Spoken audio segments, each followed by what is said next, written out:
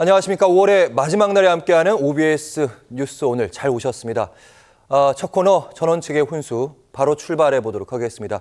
전원책 변호사 자리했습니다. 어서 오십시오. 예, 안녕하세요. 먼저 오늘 나온 한국갤럽의 대통령 지지율 여론조사부터 살펴보도록 하겠습니다. 대통령의 직무 수행 평가 잘하고 있느냐? 부정평가가 70%고요. 긍정평가는 지난주에는 이제 24%였는데 3%포인트 떨어진 21%를 나타내고 있습니다. 긍정평가도 긍정평가지만 부정평가가 70%. 예. 네, 그렇습니다.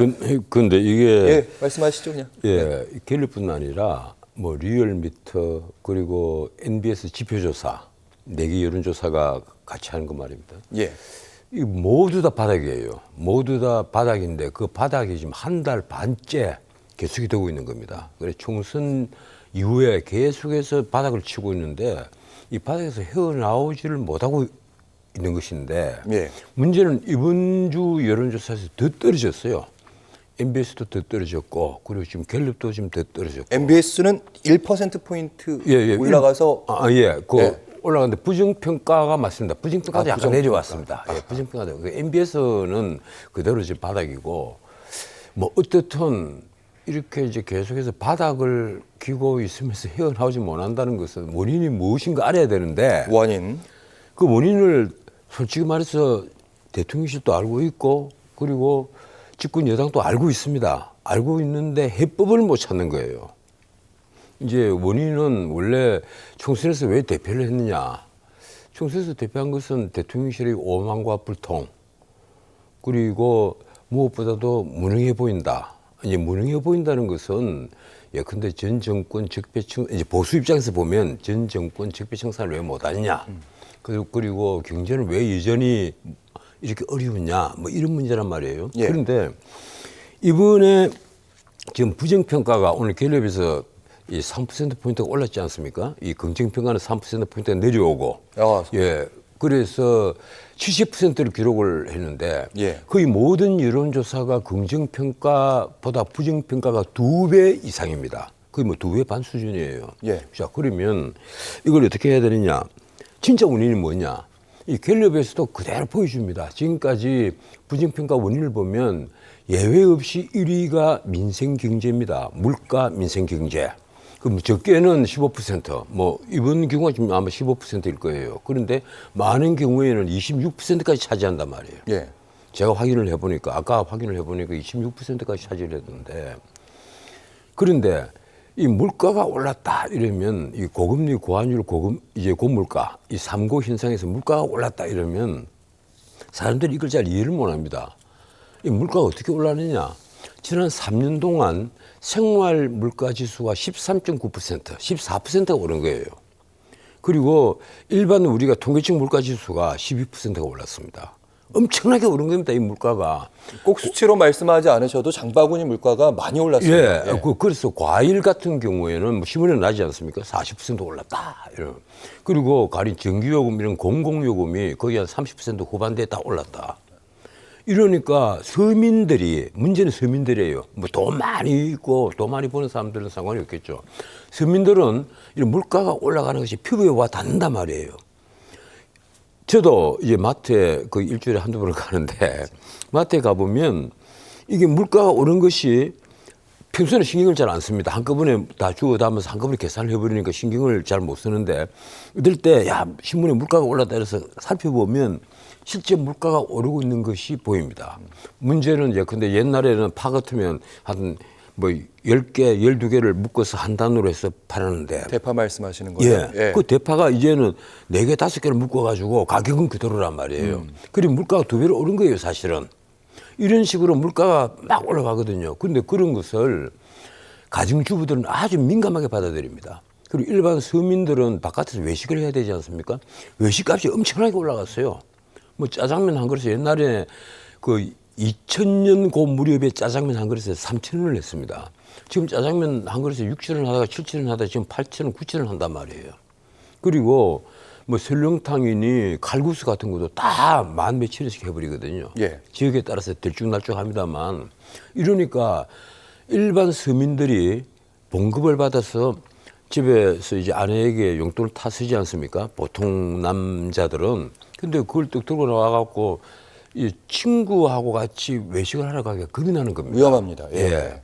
칼국수 한 그릇을 먹어도 내 지갑에 얼마가 있지 그 생각을 한단 말이에요. 예. 물론 이제 카드로가 결제를 합니다만은 이러니까 서민들이 고통이 이제 아주 늘어나는 건데 이걸 대통령실에서도 알고 있을 겁니다. 모를 리가 있겠어요. 저 같은 사람이 계속해서 뭐 얘기를 하고 막 그리고 일반 신문도 계속 떠드는데 모를 리가 없잖아요. 안단 말이에요. 아는데 그러면 대책을 내놓아야 되는데 이 대책이 만만치 않은 거예요. 우선 서민들의 피부에 와 닿는 소득을 늘려주는 일이 없단 말이에요. 일자리가 늘어야 되고 특히 2030 일자리가 늘어야 되지 않습니까? 예. 그 2030 일자리가 늘려면 기업체 그것도 우리나라에서 이제 베스트 10 정도 들어가는 대기업들이 일자리를 막 늘려줘야 좋은 일자리가 많이 늘어나야 젊은이들이 막 박수를 치고 할 텐데 물론 젊은이 숫자는 아주 줄어들고 줄어들어서 있지만. 이제 경쟁률은 낮아졌어요. 예. 그런데 일자리가 오히려 줄고 있단 말이에요. 이게 수출이 잘 되고 이렇게 내수가 살아나야 되는 핵심은 왜, 그런 왜 거 그런가 아니겠습니까? 하면 예. 노동 경직성이 워낙 강하다 보니까 기업체들이 그리고 생산성이 낮다 보니까 우리나라의 생산 라인을 만드는 것을 겁을 내요. 그러니까 현대자동차 같으면 가급적이면 이 미국 현지 엘리베마 같은 데서 오히려 생산을 하면 뭐 배에 싣고 가지 않아도 되고 그리고 여기는 평균 임금이 평균 연봉이 1억이 넘는데 거기는 7천만 원 정도란 말이에요. 그리고 생산성도 그게 훨씬 높아요. 깨놓고 말해서. 그렇다면 첫 번째 말씀하시는 건 노동개혁. 예. 그래서 노동 계획을 해서 이 노동 경직성을 당장 그 유연성을 높여주는 경직성을 낮추고 이 경직성은 세계 최고입니다. OECD 1등이 아니에요. 전 세계에서 이른바 이 통계를 내고 있는 거의 모든 나라에서 대한민국이 최고 꼴찌예요. 한 번 고용을 하면 해고를 못하는 나라가 대한민국입니다. 이러니까 외국 그 기업들이 우리나라에 투자를 겁내는 첫 번째 이유가 바로 노동 경직성이에요. 노사 문화란 말이에요. 이러니까 지금 한번 보세요. 상위 5% 안에 드는 고임금을 주는 삼성그룹도 지금 삼성전자가 파업을 해서 한답니다. 이러니까 깜짝 놀랄 일 아니에요. 그럼 첫 번째는 보기에는 방금 말씀하신 노동 문제가 사실 그 노동 문제는 좀 장기적인 문제지 않습니까? 개혁 문제는. 장기적인 문제가 절대 아닙니다. 이걸 장기적인 문제라고 생각을 하니까 문제가 거기서 시작을 하는 거예요. 가령 에마뉘엘 마크롱 같으면 프랑스가 거의 앞에 모든 그 역대 대통령들이 이 노동 문제를 아주 방관시해 왔거든요. 이건 장기적으로 해결할 문제다. 그래서 마크롱이 원래 사회당 출신입니다. 그러면서 사실 경제 정책은 우파 정책을 다 쓰는 거예요. 근데 마크롱이 집권하자마자 첫날 노동단체장 8명을 1시간씩 다 만났어요. 그래서 첫해 400회가 넘는 회담을 합니다. 그리고 프랑스 어느 지역이라도 타운홀 미팅이 있다면 대통령이 직접 쫓아가요. 예. 그리고 시민들, 그 노동자들을 상대로 직접 토론을 합니다. 그리고 설득을 합니다. 자, 이러면 우리들이 기회가 없다.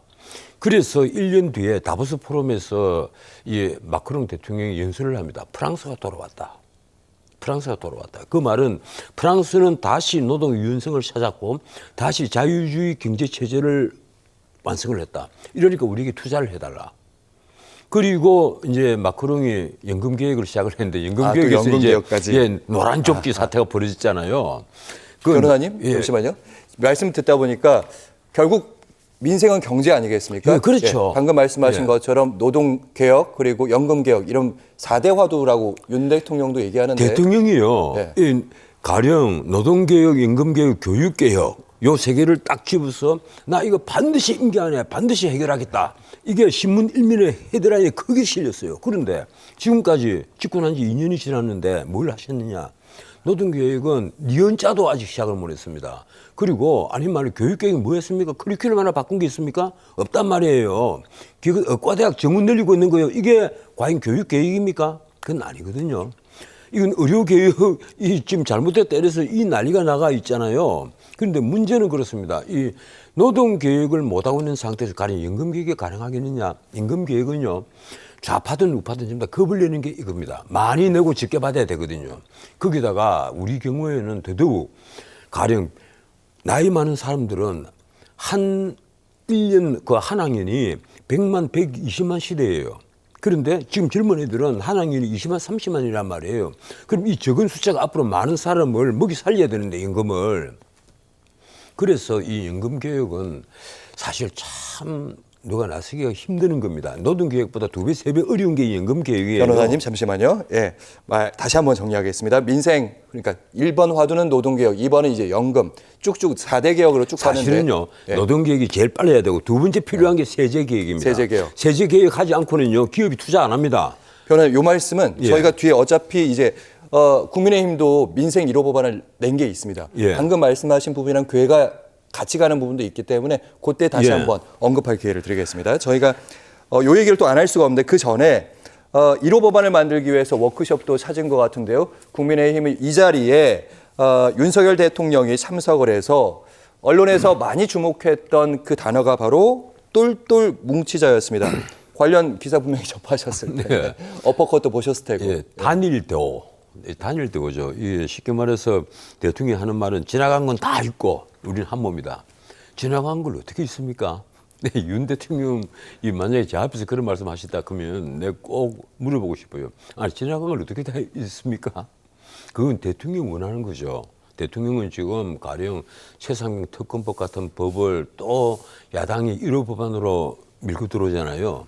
참 치사한 공격이에요. 야당의 치사한 공격입니다. 지금 거부권을 행사해서 폐기가 됐는데 22대 국회가 개원을 하자마자 최상병 특검법을 밀어붙이고 그리고 조국 내일 모레 감옥 가야 될지 모를 조국은 곧장 한동훈 특검법을 또 밀어붙입니다. 예. 이게 다 정략적 공격이란 말이에요.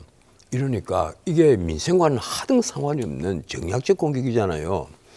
그래서 제가 보기에는 참 야당도 야당 노릇을 정말 제대로 못하고 있다 이렇게 보이는데 이러니까 민주당도 지지도가 안 오르죠. 지금 국민의힘 지지도보다 민주당 지지율이 1%포인트 낮아요. 예. 예. 그런데 이런 단일 대오를 강조를 하는 것은 뭔가 하면 소수 여당의 이제 비극인데 우리가 똘똘 뭉쳐서 이 난관을 극복하자. 나는 만약에 엉뚱한 법, 여야 합의가 안 돼서 오는 법안이 넘어오면 전부 다 거부권 행사하겠다. 이걸 선포를 한 거예요.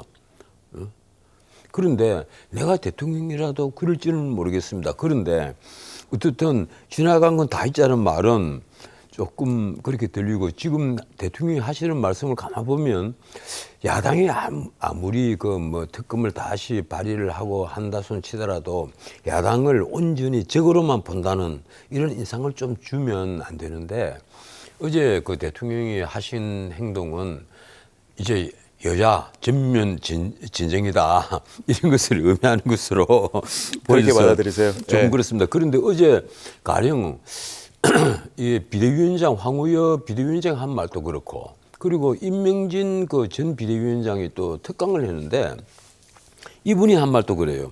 우리가 뽑은 대통령을 우리 손으로 탄핵하는 씻을 수 없는 죄를 지었다. 이런 얘기를 하더라고요. 저희 마침 지금 자막에 나가고 있습니다. 예. 국정농단이라는 얘기도 나왔습니다. 예, 그래서 뭐 우리가 앞으로 똘똘 뭉치는데 쉽게 말하면 대통령을 우리가 철저히 엄호해야 된다.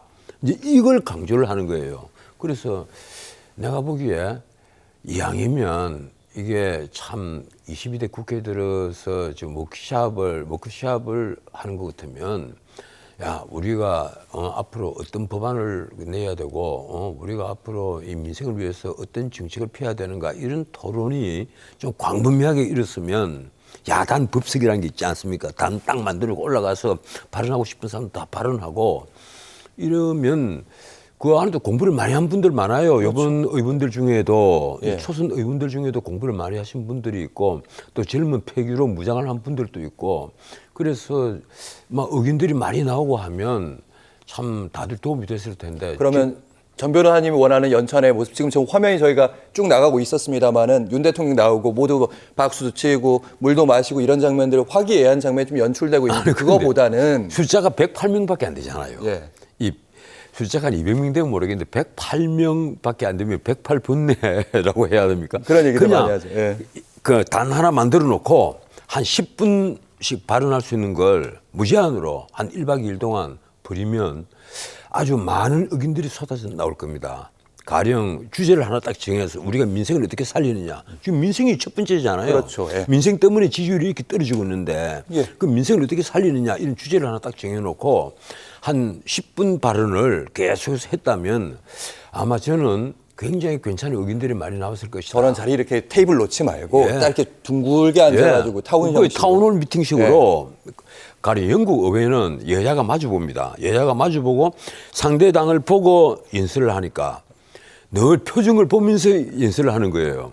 그런데 우리는 좌우로 펼쳐갖고 혼자서 이 뒤에는 국회의장만 있잖아요. 이렇게 연설을 하지 않습니까? 국회 예. 풍경도 그렇습니다. 그런데 저런 연찬회에서는 참 자연스러운 자리로 만들어서 단을 하나 딱 만들어 놓고 누구든지 올라가서 가령 칠판 같은 거 뒤에 작은 거 하나 갖다 놓고 예. 그 얘기도 하고 설명도 하고 자 이렇다 이러면 다들 공부가 된단 말이에요. 그런데 좀 그런 기회를 좀 했으면 좋겠는데 거꾸로 대통령이 가서 우리 똘똘 뭉치자 이런 얘기하고 또 청와대 수석들 그리고 실장들 다 갔어요. 같이 갔어요. 쉽게 말하면 이제 같이 똘똘 뭉치는 모임은 됐는데 결국 정책을 같이 공통 부모로 삼는 공통 부모를 찾는 그런 모임은 되지 못했다. 그건 좀 아쉽다 이런 예, 말씀. 예, 그죠. 그럼에도 좀 불구하고 어쨌든 1박 2일의 연찬회를 마치 국민의힘이 5대 분야 패키지 법안을 1호 법안으로 추진하겠다. 많습니다. 예. 예, 그 저출생, 민생, 예. 미래산업, 지역균형, 의료개혁, 민생에도 전세사기특별법, 구하라법, 금투세 폐지. 되게 많더라고요. 예, 그런 법안들은 이미 정책 담당하는 분들이 다 만들어 놨겠죠. 전문위원들도 있고 다 만들어 놨을 텐데, 저도 아까 쭉 이제 목록을 봤습니다. 그런데 그 내용이 다 어떨지는 모르겠습니다만은 지금 국민의힘이 어떻든 정책을 좀 선도해 나가는 그런 정당의 모습을 보이면 나는 일단 국민들의 신뢰는 과점 회복을 할 거라고 생각을 하는데 무엇보다 중요한 것은요. 지금 3고 현상에서 이 물가를 잡아주는 어떤 특별한 정책이 나와야 됩니다. 물가를 함께 고민하는 지금 물가가 일제히 막 튀어오르려고 예. 마치 뿅망치처럼 콱 눌리면 이쪽에 툭 튀어오르고 뭐 이런 식이에요. 그러니까 아까 정 변호사님 말씀하신 노동개혁, 연금 이거는 어쨌든 약간의 시간, 예. 시차가 걸리는데 방금 물가는 빨리 효과가 있어야 됩니다. 물가는 어떻게든 좀 잡아야 됩니다. 물가를 잡지 않으면요. 지금 같은 지금은 뭔가 하면요. 이 신문 한번 보세요. 신문에 검색을 하면 다 나옵니다. 중산층 5가구 중에 한 가구가 적자 살립니다. 버는 돈보다 쓰는 돈이 많다는 거예요. 예. 이건요. 어떤 의미에서는 보통 가정주부들에게 공포감을 심어줍니다. 아니, 내가 자식들 교육을 제대로 못 시키겠구나 하는 그런 공포감을 심어준단 말이에요.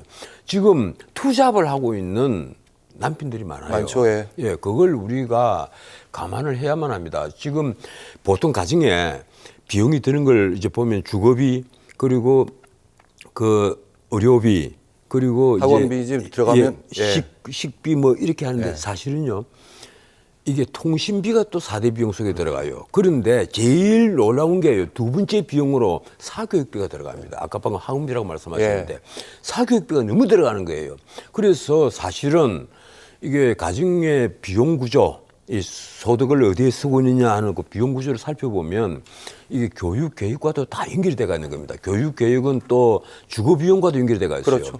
좋은 교육 환경을 가지니까 집값이 올라간단 말이에요. 그러니까 주거 비용과도 연결이 돼가 있는 거예요. 이래서 사실 정책을 하나 만드는 것은 이게 굉장히 어려운 겁니다. 공부를 정말 많이 해야 되는 거예요. 그래서 대통령 주변에 정말 공부를 많이 한 사람이 있어야 돼요. 그리고 절대로 양심을 속이지 않는 건강한 스텝이 대통령을 보살을 해줘야 됩니다. 그런데 지금 우리 윤석열 대통령 주변에 과연 그런 사람이 있느냐. 대통령 듣기 좋은 말씀만 하고 이게 쉽게 말하면 아청과 아부만 하는 그런 자들만 있는 것이 아니냐. 이런 걱정을 자꾸 하게 만듭니다. 의심을 하게 된다. 네, 방금 사실은 전 변호사님께서 공부를 많이 하는 사람 주변이 필요하다. 지난주에 한동훈 전 위원장에 대해서 이런 말씀하셨습니다. 아껴서 하는 말인데 조금 더 공부를 하고 그 뒤에 왔으면 좋겠다. 제가 늘 드리는 얘기예요. 제가 비대위원장 간다고 했을 때 지금 비대위원장 가면 폭망할 가능성이 80%다. 이 얘기에서 내가 욕을 엄청나게 얻어먹었는데 왜 그런가 하면요. 공부하지 않고 리더가 되면 그럼 참모들에게 의존을 해야 되거든요. 그 참모를 그 제대로 찾는 용인술이 있으면 또 모르겠습니다. 그런 용인술조차 없다면 그거는 최악의 지도자가 되어버리죠. 그래서 무릇 그 리더가 되고 지도자가 되려면 자신이 먼저 공부를 해야 되는 거예요. 이게 제 지도자에게 제일 요구되는 첫 번째 조건이 뭔가 하면 미래를 내다보는 해안을 가지려면요. 예. 지혜가 있어야 되는데 그 지혜를 왜 어떻게 가지느냐. 지식이 있어야 된다는 겁니다. 지식이 있어야 되고 그다음에 용기와 정직감, 결단력, 무엇보다도 균형 감각을 가져야 돼요. 이게 좌우의 어떤 비중을 딱 봐서 균형을 맞춰주는 이 균형 감각을 가져야 됩니다. 일을 치다 볼 때 어느 것이 더 중요한가 하는 걸. 그 실제 정책을 결정할 때는 이 균형 감각이 작동을 해야 될 때가 굉장히 많거든요. 네. 국가 안보가 앞서느냐, 경제가 앞서느냐 이런 문제가 있단 말이에요. 그러면 실제 그런 딱 테이블에 느닷없이 올라온 그런 문제를 놓고 대통령 고민을 해야 됩니다. 그때 균형 감각이 없다면요. 국가는 잘못하면 굉장히 위험해집니다. 균형 감각은 제가 꼭 기억하도록 예. 하겠습니다. 어쨌든 그래서 요즘에 한동훈 팀이라고 해서 여의도에서는 뒷부분에서 이렇게 도와주는 분들이 있다, 움직이고 있다 이런 얘기가 좀 있고 요즘 좀 공부를 좀 해서 그런지 기본적인 정치 개혁에 대한 얘기를 좀 했어요. 이번에 보니까 지구당을 부활하는 것이 정치 개혁이라고 왜 그러십니까? 제가 예. 어제 그 여러 가지 자료를 쭉 보다 깜짝 놀란 게 있습니다. 이 한동훈과 이재명 두 분 다 이 그 한동훈 당대표도 해라. 그리고 이재명 이 당대표 연임을 해라. 이 지지도가 높아요. 그런데 당원들에게만 높아요. 일반인들은 오히려 반대가 높아요. 하지 마시라. 그 여론조사 다 나와 있습니다. 지금 MBS 표조사 말씀하시는 것 같아요. MBS 그 여론조사. 개요는 제가 끝날 때 말씀드리겠습니다. 예. 그런데 지금 또 다른 뉴스가 바로 그거예요. 이재명 또 한동훈 또 지구당 회복을 원한다. 지구당 부활을 원한다. 제가 깜짝 놀랐습니다. 지금요, 서구 선진 민주정, 가령 유럽의 민주정들, 그리고 미국의 대통령제, 중앙당 자체가 없습니다. 미국 특히 없죠. 예, 당 대표가 없고 당연히 지구당도 없고 그 물론 우리처럼 일종의 당원 협의회 비슷한 조직들은 있어요. 그런데 왜 지구당이 없느냐? 지구당에 지금 당장 지구당 만들자는 게 그러니까 윤상현 의원은 1억 5천만 원 정도 정치 자금을 모을 수 있도록 하자. 그리고 민주당 안은 5천만 원 정도 모을 수 있도록 하자. 예. 문제는 돈이에요. 그럼 지구당에 직원을 한 명 하면 두 명씩 두고 이제 돈을 1억 5천만 원 모으도록 한다. 이게 뭡니까? 결국은 지구당 만들면요. 거기는 청탁이 오고 가고 그리고 부정부패가 만연하는 옛날의 모습으로 반드시 돌아갑니다. 그럼에도 불구하고 예전과 다르게 지금은 쳐다보는 눈이 많고 첫 번째. 두 번째는 정치 문화가 많이 달라졌고 세 번째는 일단 기존의 정치 이미 가던 사람들이 신인이 들어오는 걸 방해하고 있다. 그들은 다 지역구에 다 사무실 가지고 있는데 원애들은 지역구에 사무실도 없고 이거 정치 신인들은 어떻게 하란 말이냐. 아니죠. 거꾸로입니다. 그게. 뭔가 하면 지역이 내려가면요. 지구당 만들어 놓으면 그건 토들이 놀이터가 돼요. 돈 좀 가지고 있는 토들이 놀이터가 되고 청탁의 창구가 된단 말이에요. 그래서 부정부패의 온상이 되는 거예요. 제가 장담 드리는데 이 지구당 만들면 예. 반드시 우리 민주정은 또 부패로 얼룩지게 됩니다. 그래서 제발 이 쓸데없는 생각들을 하지 마라. 왜 지구당 만들려 하겠어요? 원래 지금 국민의힘에서 한동훈 위원장이 내 참 이거 하기 싫은 말인데 지구당 만들자. 나 찬성한다. 지구당 만들어야 된다. 이 얘기는요. 원외 당협위원장들의 박수를 받고 싶어서 그런 겁니다. 그리고 이재명 대표가 왜 지구당 만들려 하겠어요? 자기 대선 조직 만들겠다는 거예요. 내가 너무 넘겨짚는 것인지는 모르겠는데 네. 왜 과거에 이게 부정부패 온상이다 이래서 지구당을 폐지를 하기로 해놓고 그래서 힘들게 폐지를 해놓고 왜 지금 새삼스럽게 야 이제 우리 정치 문화가 개선됐으니까 지구당 만들자? 무슨 얘기예요? 그래서 정치 자금을 뭐 적게는 5천만 원, 많게는 1억 5천만 원씩 거두자고요. 그러면 그 말씀은 전 변호사의 말씀은 당권 유력 주자나 당권을 가지고 있는 사람이 당을 더 장악하기 위해서 지구당을 키우려고 하고 있는 것이 아니냐 이렇게 생각하신다는 차라리 말씀. 지구당 만들지 말고 예. 차라리 미국식으로 오픈 프라이머리를 도입하는 게 훨씬 낫습니다. 그러면 당대표를 젊은 뽑을 정치 때. 신인들에게는 훨씬 아하. 도움이 되겠죠. 왜 지구당을 자꾸 만들려고 그래요? 지구당 만든다는 말은 중앙당에서부터 사무처가 있고 각 지구당이 만들어지면 어떻게 되겠어요? 예. 획일적인 체제가 만들어집니다. 쉽게 말하면 뭐 과거에는 당의 총재가 있습니다만 지금은 당 대표잖아요. 당의 대표가 엄청난 권력을 가지게 되는 거예요. 지구당을 다 만들어 놓으면요. 그래서 이 지구당은요, 제가 보기로는 얻는 것은 하나요, 잃는 것은 열이 됩니다. 어허. 그래서 이 지구당 만드는 것은 내가 뭐 지구당 만들겠다는 분들 나하고는 다 개별적으로 다 잘 아는 분들인데, 이 한동훈 위원장 빼놓고 다 잘 아는 분들인데, 사실은 이거 가지고 이 지구당 얘기는 사실 일반 민초들에게는 지구당이 뭐지 이럴 수도 있는데 그렇죠. 옛날 정치를 하신 분들은 다 압니다만은 그 배단을 다 알아요. 근데 지금 유력 당권 주자들이 지금 서로 여기에 대해서 목소리를 내고 약간 전선이 형성되고 있습니다. 제가 한 말씀 드릴게요. 예. 국회의원 선거 떨어지잖아요. 그러면 다음 선거까지 4년 기다려야 되잖아요. 4년 동안 지구당을 그대로 유지를 하려면 적어도 적게는 5억, 많게는 10억이 든다, 시골에. 1년에 1억, 최소한 1억. 뭐 2억에서 한 10억 든다. 1년에 2억, 2, 3억은 든다는 거예요. 그래서 돈을 1년에 2, 3억씩 돈이 든다는 말은 뭘 의미합니까? 뭔가 부정부패가 연결이 되지 않으면 부자 아니면 정치 못한다는 얘기예요. 그래서 이게 지구당 만드는 것은요, 잘못하면 우리 정치를 아주 야만의 시대로 되돌릴 수밖에 없는 그런 일이 됩니다. 지금 사실은 그 변호사님께서 말씀하셨던 얘기를 홍준표 대구시장도 얘기하고 있고 예. 오세훈 시장도 지금 여러 날 생각했는데 도저히 안 되겠다 이렇게 얘기를. 소탐 대실이에요. 자, 뭐 얻는 것은 적고. 그럼에도 불구하고 이 말씀 한번 예. 반론을 드리자면, 그러면 그 돈 정치, 사실 가진 사람만 정치하란 말이에요. 이런 부분들을 조금 막을 수 있는 제도를 만들면 지구당은 그럼에도 부활하면 안 되는지. 지금요, 돈 정치를 막는 어떤 제도를 만든다. 그동안에 다 머리 삼매고 그 수없이 아이디어들이 나왔습니다. 거의 뭐 여당, 야당 할 것 없이 이 돈 정치를 막는 길을, 그래서 가령 선거 공영제도 도입을 하고, 예. 과거에는 우리 선거 공영제가 아니었잖아요. 그렇죠. 그래서 선거 공영제 도입하고 모든 것을 다 감시 감독하는 체제로 다 갔단 말이에요. 그래도 역시 선거판에는 보이지 않는 돈이 엄청나게 든다. 뭐 이런 말도 있고, 그리고 이 돈을 두고는 한번 보세요. 당장 송영길 전 민주당 대표가 당 대표 선거한다고 돈 봉투 돌렸다가 구속이 됐다가 이번에 보석으로 어저께 석방이 됐잖아요. 그거 뭡니까 그게? 결국 다 돈이란 말이에요. 그래서 이 지구당 만들면 안 된다는 게 그 하나만 봐도 유실이 드러나는 겁니다. 제발 이 지구당 운운하는 소리는 우리 정치를 다시 야만의 시대로 돌리자, 이거 똑같습니다. 차라리 그런 것보다는 자, 이제 우리도 선진민주정으로 거의 왔으니까 이제 중앙당 없애봅시다. 원내대표가 당을 이끌어가는 그런 선진민주정으로 갑시다. 난 그런 아이디어를 좀 냈으면 좋겠어요. 알겠습니다. 정 변호사님. 네. 그랬으면 아마 이런 한동훈 특검법 같은 이런 법안을 1호 법안으로 내는 그런 이런 정략적 태도는 보이지 않았을 겁니다. 알겠습니다.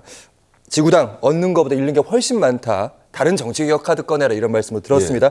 그리고 오늘 있었던 그 여론조사 한국갤럽은 5월 28일부터 30일까지 표본 오차는 플러스 마이너스 3.1%고요. 그리고 MBS 표조사 이번 주 월수조사 저희가 언급을 해드렸습니다. 전원책의 훈수 따뜻하지만 따끔하게 잘 들었습니다. 고맙습니다. 예, 고맙습니다.